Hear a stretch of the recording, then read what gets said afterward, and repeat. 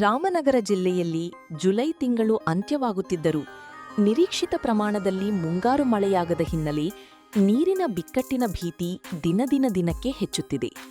ಕೆರೆಗಳು ಬರಿದಾಗುತ್ತಿದ್ದು ಅಂತರ್ಜಲ ಮಟ್ಟ ಕುಸಿಯುತ್ತಿರುವುದರಿಂದ ರೈತರು ಮತ್ತು ಸಾರ್ವಜನಿಕರಲ್ಲಿ ಆತಂಕ ಮನೆ ಮಾಡಿದೆ.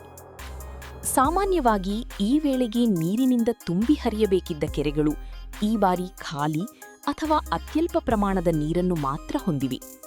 ಮಳೆಯ ಕೊರತೆಯಿಂದ ಬಿತ್ತನೆ ಕಾರ್ಯಗಳು ಸಂಪೂರ್ಣವಾಗಿ ನಡೆದಿಲ್ಲ. ಈಗಾಗಲೇ ಬಿತ್ತನೆಯಾಗಿರುವ ಬೆಳೆಗಳು ನೀರಿನ ಅಭಾವದಿಂದ ಒಣಗುವ ಹಂತಕ್ಕೆ ತಲುಪಿವೆ.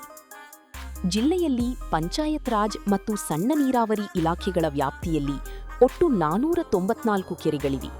ಅವುಗಳಲ್ಲಿ 75%ಕ್ಕೂ ಹೆಚ್ಚು ಕೆರೆಗಳಲ್ಲಿ ತೀವ್ರ ನೀರಿನ ಕೊರತೆ ಉಂಟಾಗಿದೆ. ಸಣ್ಣ ನೀರಾವರಿ ಇಲಾಖೆಯ ಅಧೀನದಲ್ಲಿರುವ 102 ಕೆರೆಗಳಲ್ಲಿ 78 ಕೆರೆಗಳು ಕೇವಲ 0-30% ನೀರಿನ ಸಂಗ್ರಹವನ್ನಷ್ಟೇ ಹೊಂದಿವೆ. ಒಂದೇ ಒಂದು ಕೆರೆ ಮಾತ್ರ ಸಂಪೂರ್ಣ ಭರ್ತಿಯಾಗಿದೆ ಎಂದು ತಿಳಿದುಬಂದಿದೆ. ಪಂಚಾಯತ್ ರಾಜ್ ಇಲಾಖೆಯ ಅಧೀನದಲ್ಲಿರುವ 382 ಕೆರೆಗಳ ಪರಿಸ್ಥಿತಿಯೂ ಗಂಭೀರವಾಗಿದೆ.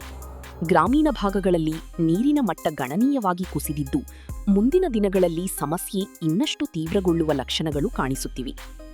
ಕೆರೆಗಳಿಗೆ ನೀರಿನ ಹರಿವು ಇಲ್ಲದ ಕಾರಣ ಅಂತರ್ಜಲ ಮಟ್ಟವು ವೇಗವಾಗಿ ಕುಸಿಯುತ್ತಿದೆ. ಕೊಳವೆ ಬಾವಿಗಳನ್ನು ಅವಲಂಬಿಸಿರುವ ರೈತರು ಬೆಳೆ ಉಳಿಸಿಕೊಳ್ಳಲು ಹರಸಾಹಸ ಪಡುತ್ತಿದ್ದಾರೆ. ಮಳೆ ಇನ್ನೂ ವಿಳಂಬವಾದರೆ ಕೃಷಿ ಉತ್ಪಾದನೆ ಮೇಲೆ ಗಂಭೀರ ಪರಿಣಾಮ ಬೀಳುವ ಸಾಧ್ಯತೆಯಿದೆ. ಆಗಸ್ಟ್ ತಿಂಗಳಲ್ಲಿಯೂ ಸಮರ್ಪಕ ಮಳೆಯಾಗದಿದ್ದರೆ ರಾಮನಗರ ಜಿಲ್ಲೆಯ ಹಲವು ಭಾಗಗಳಲ್ಲಿ ಕುಡಿಯುವ ನೀರಿನ ಸಮಸ್ಯೆಯು ಉಲ್ಬಣಿಸುವ ಆತಂಕ ಎದುರಾಗಿದೆ. ಪರಿಸ್ಥಿತಿಯನ್ನು ಸಂಬಂಧಿತ ಇಲಾಖೆಗಳು ನಿಕಟವಾಗಿ ಗಮನಿಸುತ್ತಿದ್ದು ಅಗತ್ಯವಿದ್ದರೆ ಪರ್ಯಾಯ ಕ್ರಮಗಳನ್ನು ಕೈಗೊಳ್ಳುವ ಸಾಧ್ಯತೆಯಿದೆ. ಕರುನಾಡು ಟೈಮ್ಸ್ ಚಾನೆಲ್ನಲ್ಲಿ ಸುದ್ದಿ ಮತ್ತು ಜಾಹೀರಾತು ನೀಡಲು ಈ ನಂಬರ್ಗೆ ಕರೆ ಮಾಡಿ.